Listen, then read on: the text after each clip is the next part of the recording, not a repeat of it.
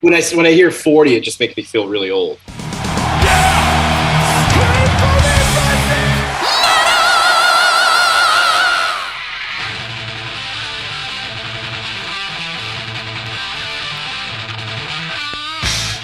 Let's get straight into it. 40 years anniversary. That must feel pretty cool. What's cooler, the feeling of 40 years and seeing all that, or just the awesome new artwork that Eliran has created for this this anniversary? Because that turned out pretty special too, right?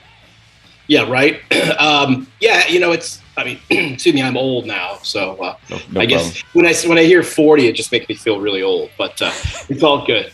It's all good. It's been a lot of fun. You know, I originally didn't really want to do much for the 40th anniversary because, you know, every 5 years we got to do something, and after a while, it's like, we've kind of done everything. Now what? But I did get the idea to redo the Metal Massacre, which I've always wanted to do, but I was always afraid that it would be a nightmare to get all the bands together and everybody to agree to it, because obviously we lost the rights, you know, 35 years ago. But I literally put it together in like 2 hours. I reached out to everybody. Everybody said yes immediately.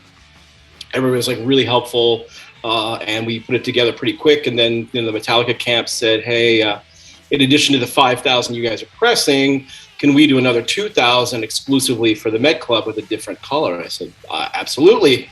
So we had to go back to all the bands again and just make sure that was. Well, that's a good conversation. All of it was really good, and yeah, so far, you know, this stuff's been great. Like these artists that we commissioned 4 different artists to do, you know, some artwork related to the 40th, and all of them did a great job. So I'm really happy with that, and it's gone pretty smoothly so far.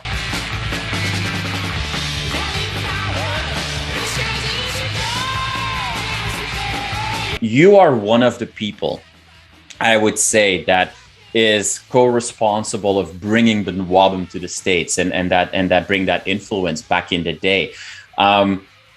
Very early on, understanding non-American metal scenes and, you know, European scenes and also Latin American and so on, but maybe at that time predominantly from Europe. Is that something that helped you, you know, set yourself up for success in the long run? Because you know better than anyone that metal scenes, metal labels, metal bands, metal crowds are very different in North America versus Europe, for example. Yeah, I mean, I wish I could have a great answer that said I can see all this happening, but I was just a music fan back then, and I grew up in the '70s where, you know, Deep Purple, Black Sabbath, you know, all these, you know, Scorpions, all these great European bands, and that's, you know, I was always influenced by that. And then once I heard the new wave of British heavy metal, Iron Maiden, the first band, I just was like, what is going on here? This is incredible. Yeah. I obviously got into the whole scene, and you know, I've always kind of had that European flair of that style of music. For the most part, because like I said, that's where I grew up. I mean, there's a lot of great American bands that I like as well. I mean, Kiss was my first big favorite band too. Yeah. But yeah, I just got really into that, and you know, I just felt as a fan that the stuff was amazing, and I was so passionate about it. I just wanted to do anything I could in my power to help other people hear it, because it's still to this day really what my job is mostly all about, is just turning people onto good music. And it started when I worked at a record store in 1981. Yeah. And I never stopped from there. That's, you know, I just want people to hear what I like, and hopefully they'll like it as well. And it seems to have done okay over the years. Yeah.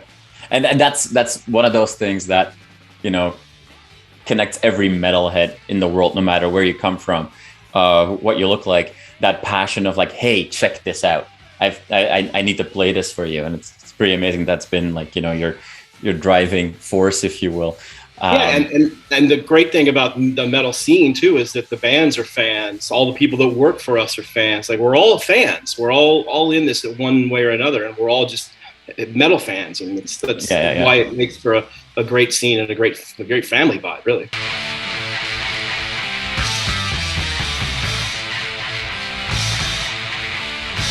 Is it a surprise to you, or maybe not at all, that today, like that classic heavy metal, a lot of bands that never got any attention in the early 80s that are now being pulled back into the spotlight and being appreciated for that? And you see festivals like, you know, Hell's Heroes in the States, Keep It True in Germany.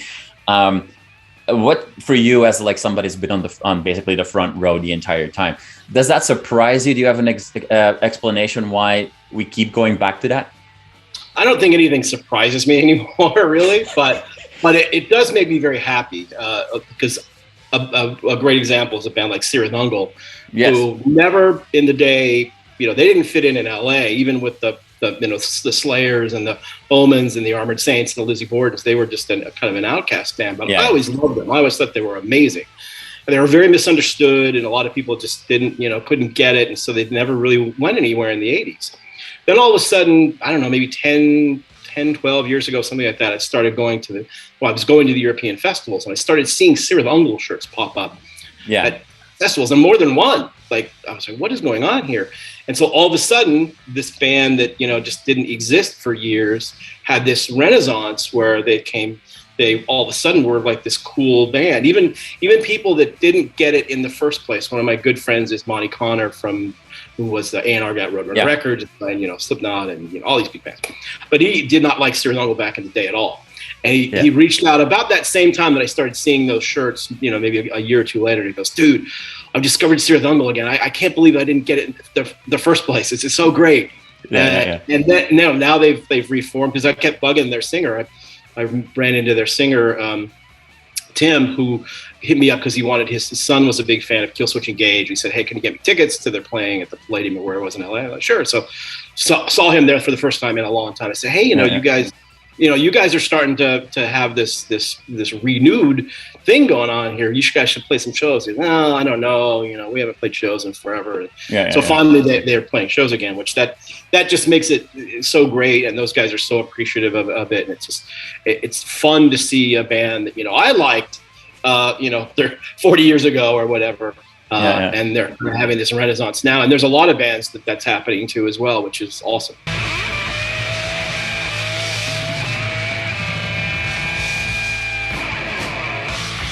You are awesome for watching this video. Click right here to see more content like it and subscribe to the channel.